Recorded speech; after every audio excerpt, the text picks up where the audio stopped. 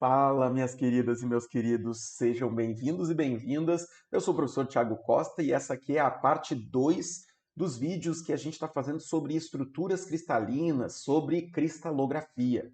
A parte um falou sobre o conceito de sólidos cristalinos, um pouquinho da ideia de célula unitária e falamos sobre dois tipos de células unitárias: a célula cúbica simples e a célula cúbica de corpo centrado, detalhadinho.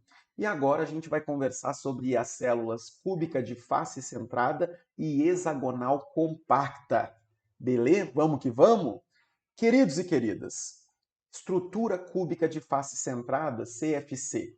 Essa estrutura tem como base, como esqueleto, um cubo de aresta A, certo? Então, a estrutura cúbica simples, corpo centrado e face centrada sempre vão partir de um cubo de aresta A. Só que você está vendo ali que nesse cubo você tem átomos centrados em cada um dos vértices do cubo. São 8 vértices, tem 8 átomos, um em cada vértice do cubo. Além disso, nós temos átomos centrados nas faces desse cubo. Beleza? Eu aqui, a minha jujubinha, né? Vamos mostrar para vocês como a coisa funciona.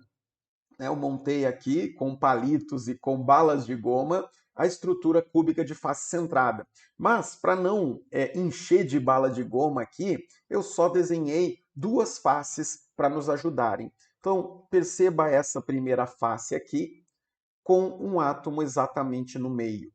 E temos essa outra face aqui também, ó, com um átomo exatamente no meio. Os 4 átomos aqui nos vértices e um átomo no meio. Só que cada uma das faces desse cubo vai ter um átomo. Deveria ter um átomo aqui, um átomo aqui, um átomo aqui, e não tem átomo no meio. Não tem átomo no meio. Beleza? Então, na cúbica de corpo centrado, a gente tinha um átomo no centro do cubo. Agora não aparece. A gente tem um átomo centrado em cada uma das faces do cubo, como eu desenhei, né, e coloquei para essa e para essa face, certo? Beleza? Voltamos então para o nosso desenho. Observa ali, queridos. Coloquei ali, então, em verde, os pontinhos que representam os centros dos átomos. Para a gente enxergar melhor, né, como de costume, eu vou trazer para vocês uma figurinha já pronta, mas que está muito bem feitinha para a gente entender a estrutura cúbica de face centrada. Então, chega mais aqui. Observe, nós temos os átomos que estão centrados nos vértices e o átomo que está centrado no centro da face. Eu quero que você perceba que aqui um bom estudo que nós fazemos é da diagonal da face. Pega aqui uma diagonal da face do cubo. Ao pegarmos uma diagonal da face, vamos pegar a outra, que daí fica muito parecidinho aqui, ó. Eu estou pegando a diagonal da face aqui nas duas figuras. Beleza? O que que você percebe? Essa diagonal da face, ela passa exatamente no meio ali do átomo que está centrado na face. E a gente percebe que essa diagonal é uma diagonal de face.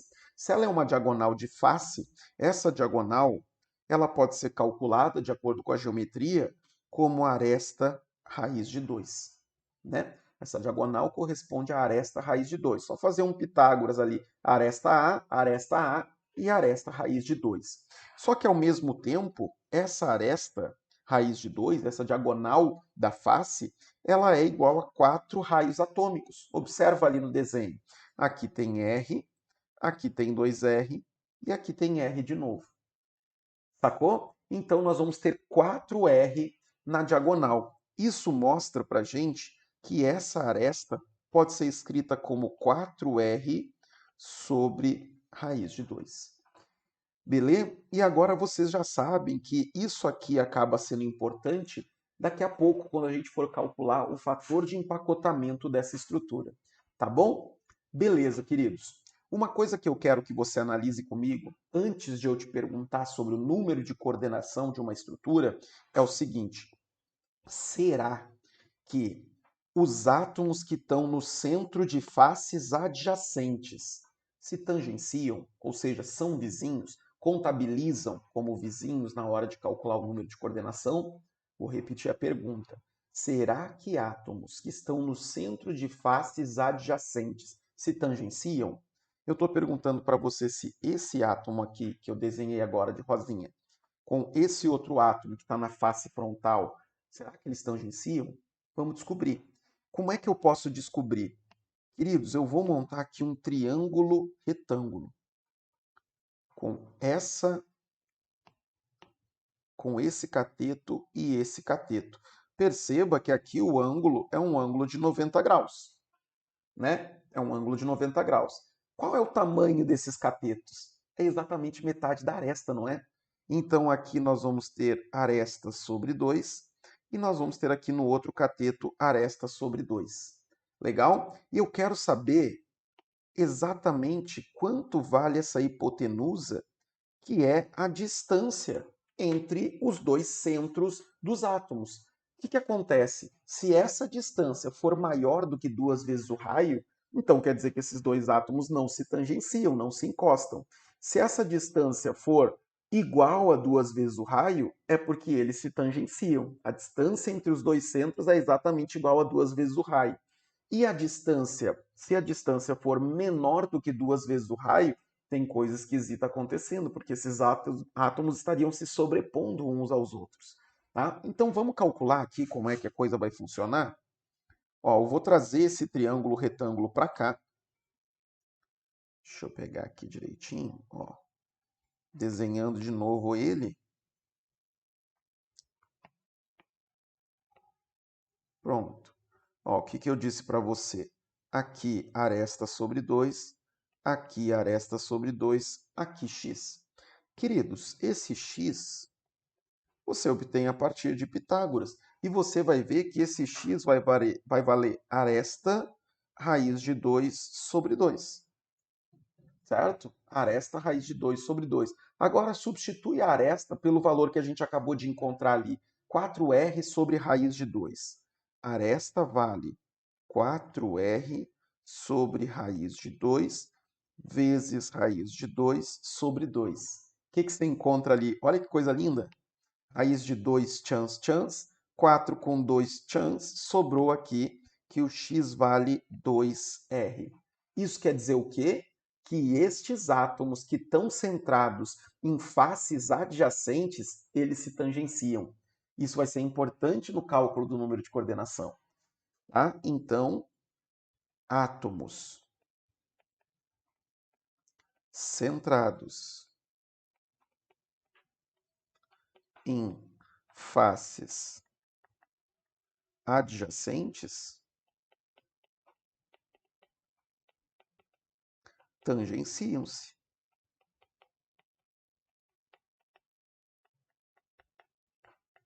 Bonito, né? Muito legal, certo? Então esses átomos vão se tangenciar. Então o que eu estou dizendo para vocês, voltando aqui para o nosso esquema da jujubinha, é contando que esse átomo aqui que está no centro dessa face frontal tangencia o átomo que está nessa face aqui de baixo, que também tangencia o átomo que está nessa face aqui, né, no centro dessa face, que tangencia o átomo que está na face de cima, entendeu? Então, faces adjacentes terão átomos que tangenciam com esse átomo aqui. Legal? Tranquilo? Pronto. Então, vamos começar a fazer a nossa análise, queridos. Fazendo a nossa análise de número de coordenação, eu tenho que escolher o melhor átomo para fazer essa análise. Beleza? Então, vamos raciocinar juntos. Melhor, eu acho que trazer o nosso esquema da jujubinha de volta. Então, balinha de goma, para quem é do sul, né? Nós temos aqui, esse átomo vai ser o meu foco. Eu quero calcular o número de coordenação a partir desse átomo aqui. Eu quero saber quantos vizinhos ele tem. Pessoal, tem 4 vizinhos imediatos. Esses 4 átomos que estão aqui dividindo a aresta com ele são átomos vizinhos. Ele tangencia a todos. Então já tem 4 na nossa contagem. Mas agora você acabou de descobrir que os átomos que estão em faces adjacentes, centrados em faces adjacentes, eles também vão tangenciar com esse aqui. Então, o átomo aqui de baixo, ó, tangencia. Já é mais um. O átomo que está nessa face lateral aqui tangencia, já são 2. Esse que está na lateral aqui tangencia, já são mais 3. E esse que está na face superior, centrado na face superior, também tangencia, já são mais 4. Então já tem 8 na contagem. Os 4 aqui da face e os 4 que estão centrados em faces adjacentes. Mas você há de concordar comigo que existe uma outra célula unitária na frente dessa. Veja de lado. Você deve concordar comigo que tem uma outra célula unitária aqui, do ladinho. E ele pertence a essas duas células unitárias ao mesmo tempo. Então, vai ter outras 4 células unitárias, desculpa, outras 4 faces adjacentes nessa célula unitária, que vai ter átomos que estão centrados nessas faces. Então, vai ter mais 4 vizinhos a ele. Dá mais uma pensada aqui, porque essa é mais difícil, certo? Mas o número de coordenação aqui da estrutura cúbica de face centrada é 12. 12. Então, número de coordenação, 12, queridos. 12. Louco, né? Certo? Então, cada átomo tem 12 vizinhos nessa estrutura cúbica de face centrada. Lembra, isso é uma característica da estrutura toda, não de um átomo específico. Então, qualquer átomo que você pegue aí, tenha certeza de que ele tem 12 átomos vizinhos. Ele encosta em outros 12. Suave? Beleza? Vamos que vamos. Queridos, fator de empacotamento. Fator de empacotamento, a gente relembra que a definição é volume efetivamente ocupado por átomos dividido pelo volume da célula unitária. Então, vamos para aquela nossa análise, né? O fator de empacotamento vai ser: qual é o volume efetivamente ocupado por átomos? Vamos pensar. Nós temos ainda 8 átomos nos vértices e cada um desses 8 contribui com 1/8 do seu volume para dentro da célula unitária. Concorda com isso? Tem 8 átomos, é bem legal você olhar por esse desenho da direita, 8 átomos que contribuem com 1/8 do seu volume. Então eu já vou anotar isso. Bom, eu já tenho certeza de que tem 8 átomos contribuindo com 1/8 do seu volume. Mas agora eu tenho um outro tipo de átomo. Eu tenho os átomos que estão no centro das faces.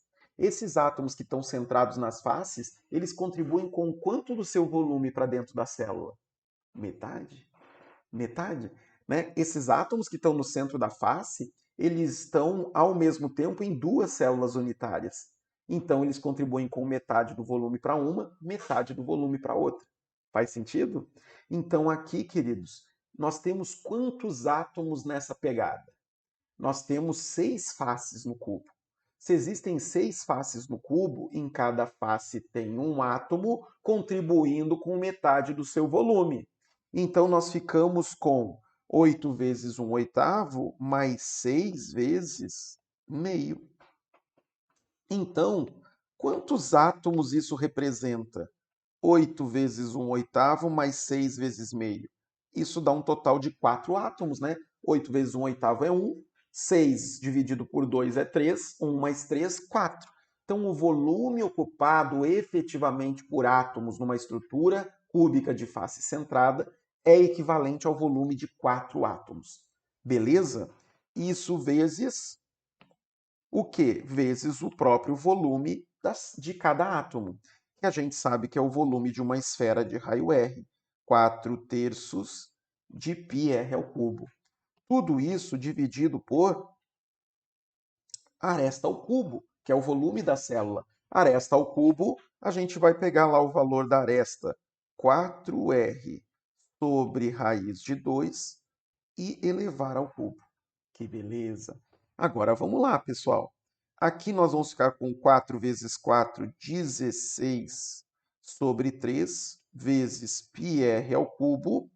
Tudo isso dividido por 4 ao cubo, 64, r ao cubo sobre 2 raiz de 2. Tranquilo? Agora vamos lá. Corto r ao cubo, chance.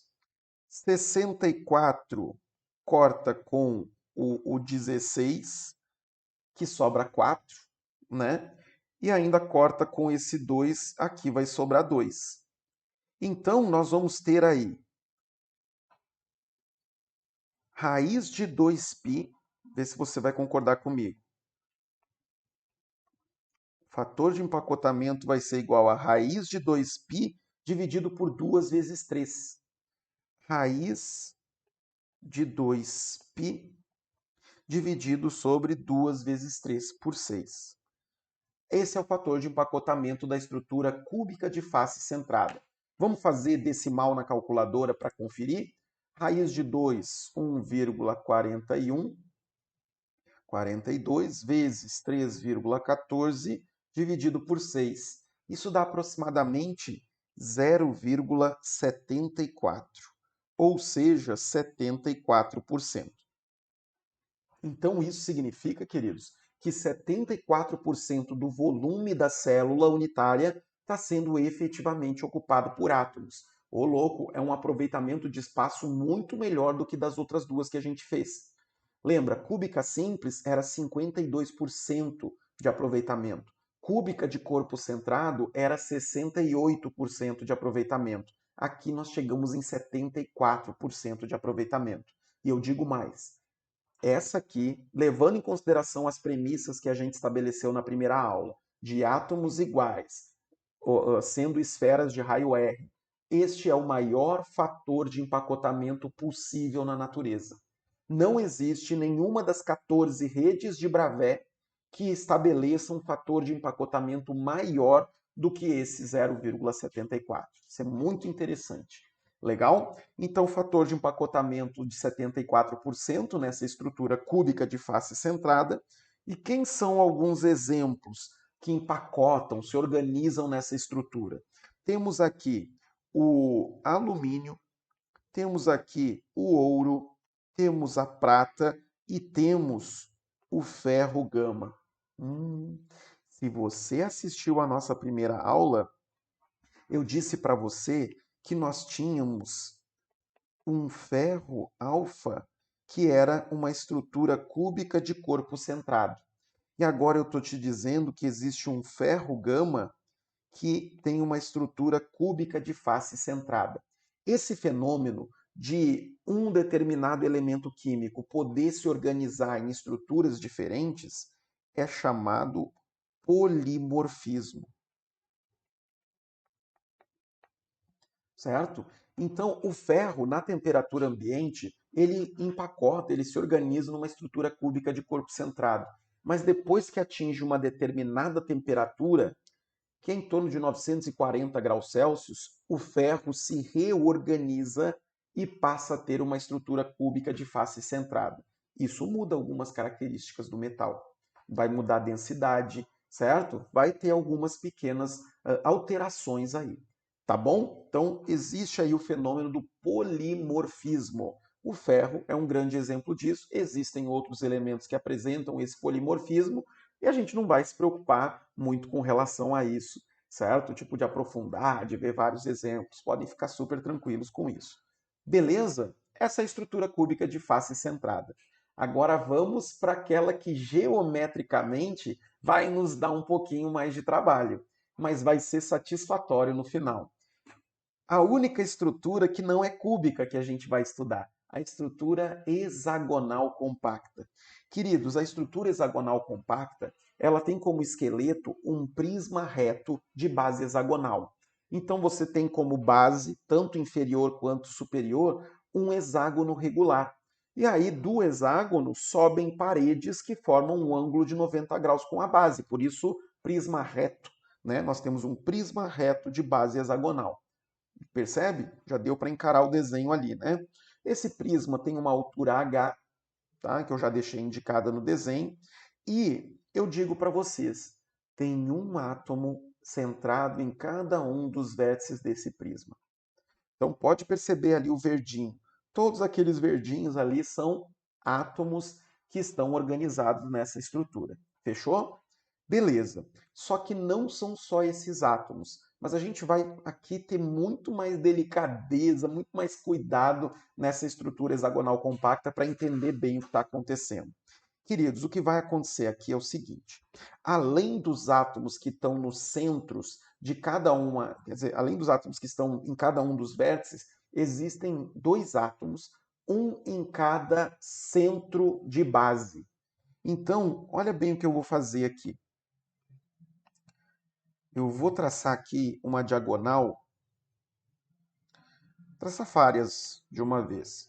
Aqui, ó, vou traçar várias diagonais da nossa base, do hexágono, e onde essas diagonais se encontram é o centro da base. E eu afirmo para você, tem um átomo lá, certo? Tem um átomo no centro da base superior e tem também um átomo no centro da base inferior. Então vamos traçar aqui as diagonais, ó, para a gente enxergar. Ó, belezinha. Aqui, claro, né, pelo desenho, elas deveriam se encontrar bonitinho, mas a gente faz aquele ajuste assim, ó, pá, pronto, beleza? Então, existe, além dos átomos em cada um dos vértices desse prisma, um átomo no centro de cada uma das bases. E não acaba por aí. O que vai acontecer? Eu quero te convidar a observar comigo os átomos que eu vou apontar agora em laranja. Esses átomos que vão formar aqui esse triângulo na base, tá vendo? Quero que você pense comigo nesses três átomos. Imagina eles como sendo três laranjas que se tangenciam entre si, certo? É o desenho que já está aqui do lado, né? São três átomos que estão organizados entre si e os três se tangenciam. Legal? Beleza. O que a gente vai fazer? Ó, imagina também que você tem aqueles três átomos equivalentes na base lá de cima, ó, na base superior. Ó. Vou desenhar também. Ó. Certo? Então tem três átomos na base inferior e esses três átomos na base superior que eu estou te convidando a analisar comigo. Boa? Então, esses três átomos estão aí. Imagina que tem uma outra camada de três átomos acima dessa, que é da base superior. Só que entre elas tem espaço para você encaixar um átomo exatamente no meio.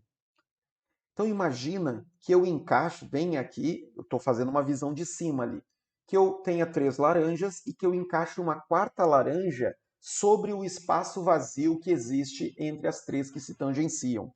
É algo assim, ó, que eu estou querendo fazer. Deixa eu copiar aqui. E eu vou colar aqui uma outra circunferência. Deixa eu apagar aqui esse desenho aqui. E pintar de vermelho para você enxergar melhor. Tá? Então imagina que agora eu venha e encaixe um quarto átomo sobre esses três aqui, ó, exatamente nesse espaço. Certo? Então você tem três e colocou um aqui por cima. Legal? E você consegue encaixar um sanduíche de átomos. Os três de cima com os três de baixo e um átomo que você colocou agora no meio. É o mais difícil de enxergar, mas espero que vocês estejam conseguindo. Tá? Então, queridos, o que vai acontecer é que eu vou ter um átomo exatamente centrado nesse plano médio aí entre as bases.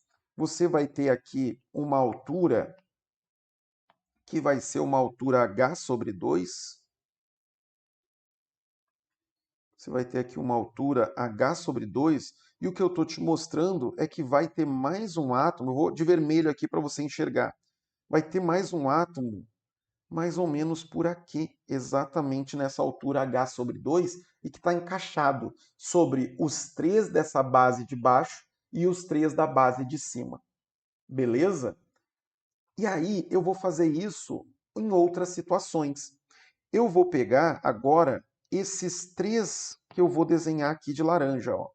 Aqui, aqui e aqui. Enxergou? Ah, Thiago, por que você não faz com o triângulo logo a seguir? Porque não teria espaço para você encaixar mais um átomo. Não teria. Se eu fizesse logo do ladinho, esse átomo que eu pintei de vermelho ali, ele não consegue deixar outro átomo se encaixar. Então eu tenho que pular uma e eu vou fazer exatamente a mesma coisa. Vou ter aqui esses três átomos que se tangenciam entre si e nós vamos encaixar um outro átomo exatamente no meio entre essas duas camadas de átomos, que eu vou pintar aqui de vermelho como sendo esse ponto aqui. Certo? E aí eu pulo mais um triângulo e penso no próximo. Esse triângulo que eu vou montar aqui, ó, tanto o superior, esse trio de átomos aqui, quanto no inferior. Olha lá. Esse com esse com esse. Sacou? A gente vai ter aqui mais um átomo que está tangenciando tanto os três da base de cima quanto os três da base de baixo. Então, o que nós acabamos formando aqui, queridos, é um trio de átomos que está exatamente nesse plano médio entre as bases. Tá? Imagina que eles estejam aqui na mesma altura. Estou tentando fazer esse desenho em perspectiva. Corta ali o prisma exatamente na altura h/2, você vai ter três átomos ali que estão encaixados tanto na base inferior quanto na base superior. Beleza? É um desenho mais nervosinho. Mas eu já trouxe um aqui para você tentar enxergar melhor. Ó, é isso, certo? Você tem átomos em todos os vértices do prisma, você tem átomos centrados em cada uma das bases e você tem esse trio de átomos que está no meio do caminho. Beleza? Então, eu posso, agora que você está começando a enxergar melhor, eu posso fazer uma relação geométrica de um tetraedro com um átomo que está ali nesse plano médio e os três que estão na base. Então, é como se eu pegasse aqui, ó, vou tentar desenhar para vocês.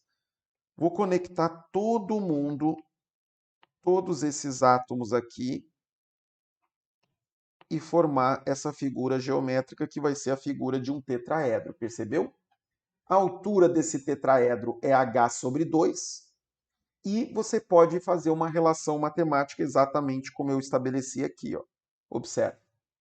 Você vai ter um tetraedro, você vai ter aqui, você pode desenhar um triângulo retângulo em que você vai ter como catetos essa altura h/3 aqui, que é 1/3 da altura da face do tetraedro.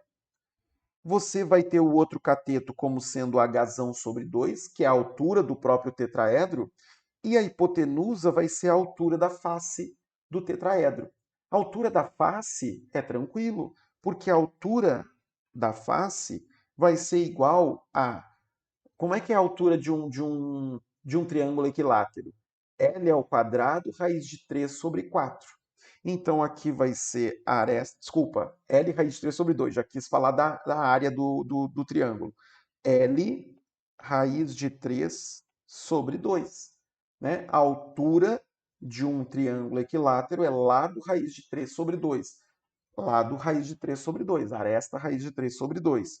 Então, esse h/3 aqui é igual a raiz de 3 sobre 2 vezes 1/3. Né? É 1/3 dessa altura. Então, vai ser igual a aresta raiz de 3 sobre 6. De boa? Vamos fazer esse Pitágoras aí? Vamos fazer esse triângulo retângulo aí. Só vou copiar ele aqui de volta para a gente ter como referência. Então, imagina que você tem aqui,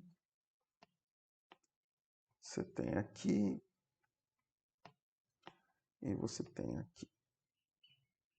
Beleza, só vou voltar para o nosso zoom normal. Então, você tem 90 graus aqui, aqui H sobre 2, aqui H sobre 3, aqui H.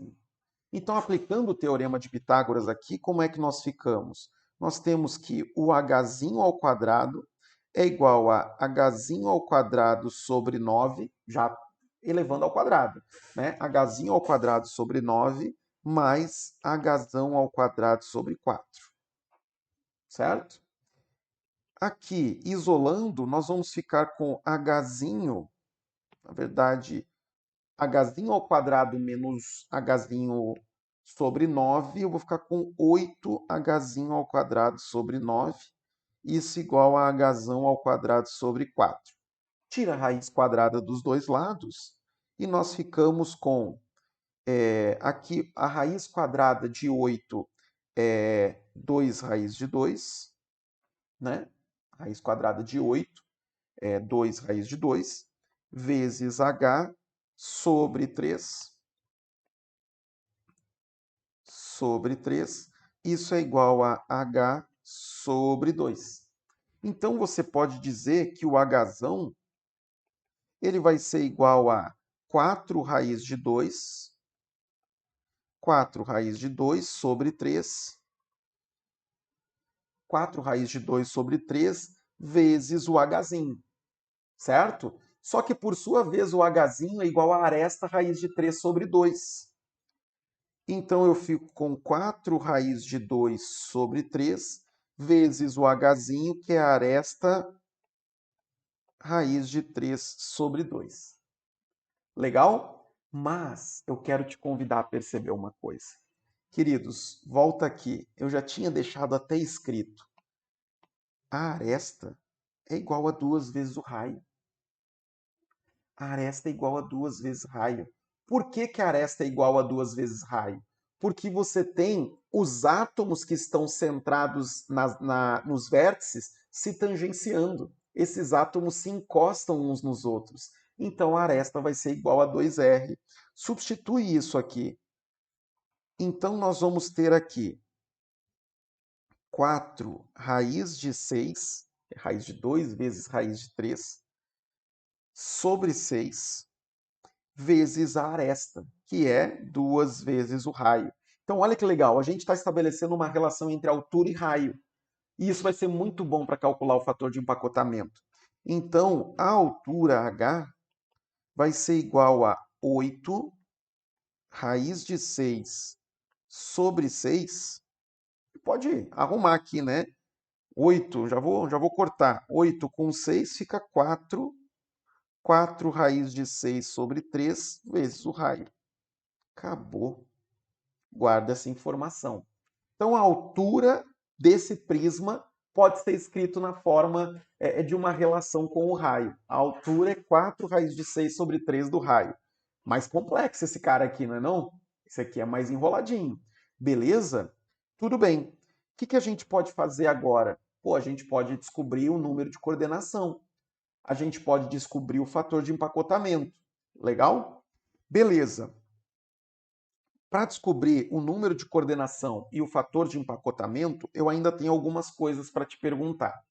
Cara, será que esses átomos que estão aqui, estou pintando de azulzinho, será que esses átomos que estão aqui nesse plano médio, eles contribuem com todo o seu volume para dentro da célula unitária? Ou será que eles escapam um pouquinho para fora? Eu te afirmo, eles escapam um pouquinho para fora. Mas você não vai se preocupar com isso. Sabe por quê? A mesma calota esférica que escapa para fora da célula unitária de um átomo aqui, desses que eu pintei, pô, você vai ter uma lei da compensação. Você vai ter uma célula unitária vizinha, a nossa, que também vai ter um átomo nessas condições que está escapando dessa célula e que vai ingressar, né, vai invadir a nossa célula unitária com um volume que é exatamente igual ao volume do meu átomo que está saindo, ou do pedacinho do meu átomo que está saindo, entendeu? Então, se você tem os átomos aqui desse plano médio com uma calota esférica para fora, você, repito, tem células unitárias vizinhas que têm um átomo equivalente que vai invadir a nossa célula com exatamente o mesmo volume. Em outras palavras, esses três átomos que estão aí no plano médio, dá para se dizer que eles contribuem, entre aspas, integralmente com seu volume para dentro dessa célula. Não é bem assim, entendeu? Mas no frigir dos ovos vai ser isso. Sacou a ideia? Então é uma compensação, tá? Seguindo aqui então, queridos, vamos calcular o número de coordenação. Então aqui, número de coordenação.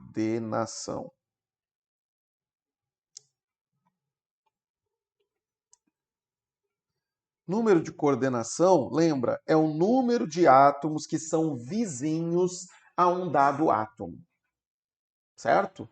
Vamos fazer o seguinte, vamos escolher o átomo que a gente vai usar aqui para descobrir quem são os vizinhos dele. Eu gosto de usar esse átomo aqui, ó, que eu estou pintando de roxinho. Esse átomo ali que está no centro da base, no caso aqui da base superior. Quantos vizinhos ele tem? Bom, de maneira imediata, o que você consegue enxergar? Ele é vizinho dos 6 que estão ali na mesma base que ele. Então já tem 6. Ele também é vizinho dos 3 átomos que estão ali nesse plano médio. Não é não?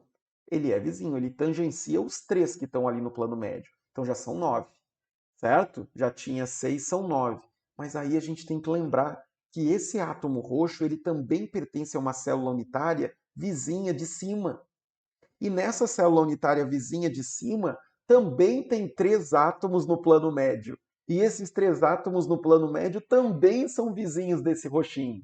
Ou seja, o número de coordenação dele é 12. É 12. Os 6 de uma base, os 3 do plano médio da célula inferior e os 3 do plano médio da célula superior. 12. Que louco. Certo? Então, o número de coordenação aqui é 12. E o fator de empacotamento, queridos, como é que vai ser? E o fator de empacotamento?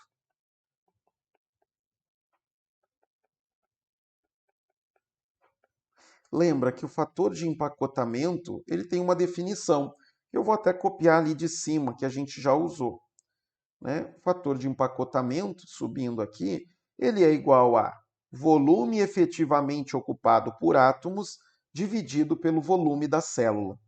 Só que aqui o buraco é um pouquinho mais embaixo, queridos. Aqui a gente vai ter que calcular o volume desse prisma aí, né? A gente vai ter que calcular o volume do prisma. Então deixa a definição aqui do fator de empacotamento guardadinha, mas antes a gente vai ter que fazer algumas coisas. O volume de um prisma, vamos botar aqui, o volume de um prisma, ele é calculado como área da base vezes a altura do prisma. A altura do prisma a gente já tem, 4 raiz de 6 sobre 3R. Vamos calcular a área da base? Como é que calcula a área da base? A área da base é a área de 6 triângulos equiláteros. Vou escrever assim, 6 áreas do triângulo. Que triângulo? Os triângulos equiláteros que se formam justamente, posso pegar qualquer um desses aqui, ó. Qualquer um desses aqui. São quantos triângulos equiláteros desses que você tem? 6 na base. Então é a mesma coisa que você calcular a área de 6 triângulos equiláteros que tem como aresta 2R. E como é a área de um triângulo equilátero mesmo? Vamos pegar aqui 6 vezes. Agora sim, a área do triângulo é lado ao quadrado raiz de 3 sobre 4. Lado é 2 vezes o raio. Lado ao quadrado raiz de 3 sobre 4. São 6 vezes a área do triângulo.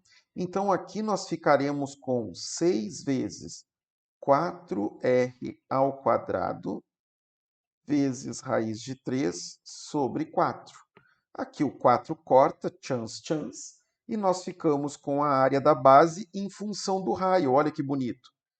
A área da base vai ser igual a 6 raiz de 3 R ao quadrado. Que lindo! Essa é a área da base. Então dá para descobrir o volume do prisma. Qual vai ser o volume do prisma? A área da base vezes a altura. A área da base é 6 raiz de 3 R ao quadrado. Isso aqui virou matemática há muito tempo, né, queridos? Muito tempo. 6 raiz de 3 R ao quadrado vezes a altura, que vai ser 4 raiz de 6. Raiz de 6 eu vou escrever como raiz de 2 vezes raiz de 3, só para você enxergar melhor. Dividido por 3 vezes R. Como é que vai ficar esse volume do prisma, queridos? O volume do prisma, que é o volume da célula unitária, né? ele vai ser igual a, vamos lá, raiz de 3 com raiz de 3 corta com 3, ó. Raiz de 3 vezes raiz de 3 é 3, né? E aí ficamos com 6 vezes 4, 24, raiz de 2, r ao cubo. Este aqui é o volume do prisma, este aqui é o volume da célula unitária. Certo?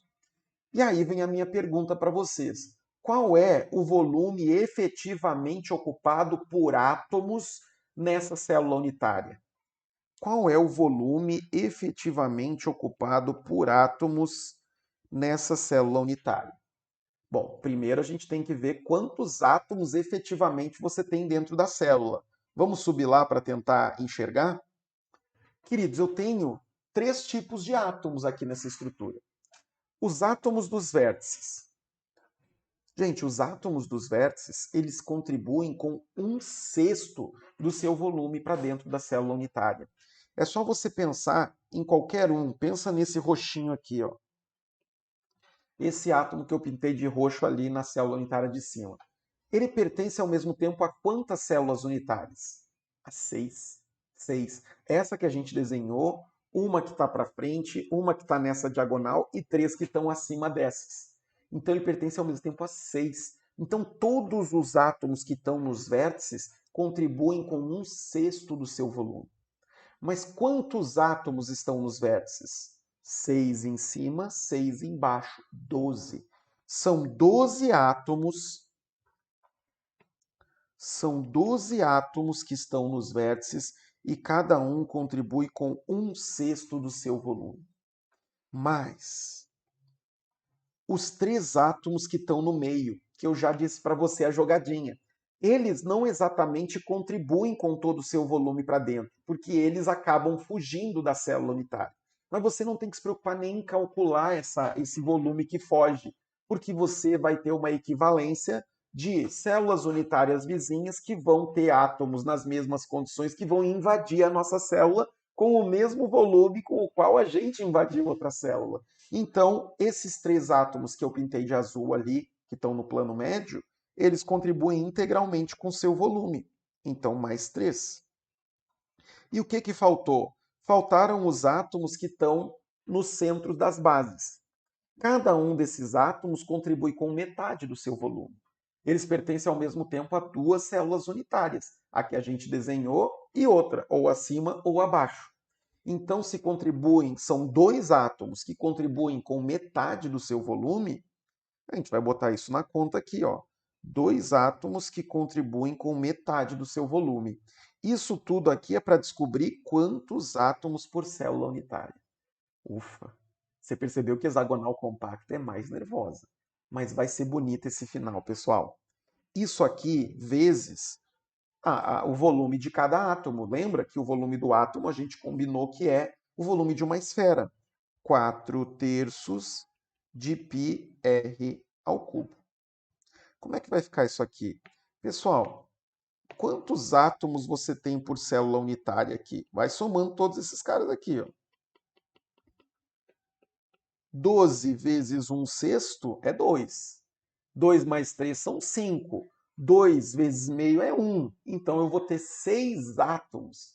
Né? Então, dentro daquela célula unitária hexagonal compacta que a gente está estudando, tem um volume equivalente ao volume de 6 átomos por cada célula unitária.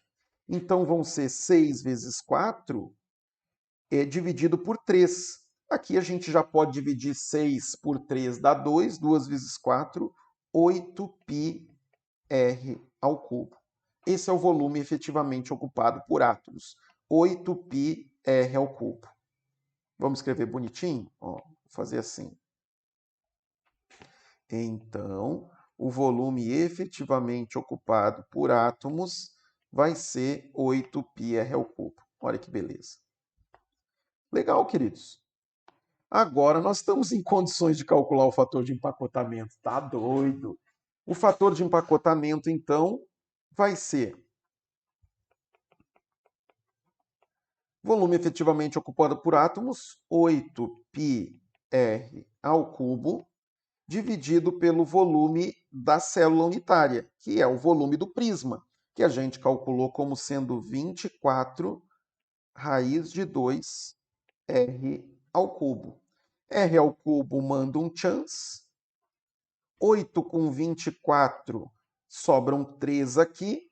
Se você faz aí a racionalização, raiz de 2 vezes raiz de 2, você chegará aí no fator de empacotamento igual a raiz de 2π sobre 2 vezes 3 sobre 6.